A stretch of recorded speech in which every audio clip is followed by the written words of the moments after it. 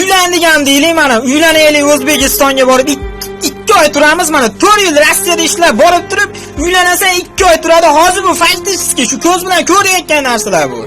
Qo'ni qo'shnimiz biz bunaqa emasdirmiz, lekin qo'ni qo'shnimizni qarasak uylanadi 2 oy turadi, Rossiyaga qaytib keladi yana. Xotinni tashlab. Ayol kishiga bu haligi qonnini to'ygizib qo'ydim, ustini but qilib qo'ydim degani bo'ldi. Hamma erkak kishi bo'ynidagi vazifasi soqit bo'ldi degani emas-ku. Nima uchun senga turmushga chiqdi u? Bularga ham javob berish kerak.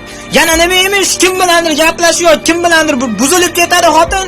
Xotin fohisha, xotin u, xotin bu. Bu narsalarga kim sababchi? Mana shunaqa qonun chiqarayotganlar sababchi. Mana shu iloji yo'q, majburlikdan boshqa davlatga ishlayotgani boryapti. Pul topaman deb. O'zbekistonda imkoniyat yo'qligi uchun. Kamiga bunaqa soliq soladi, keyin fohisha ko'payadi-da.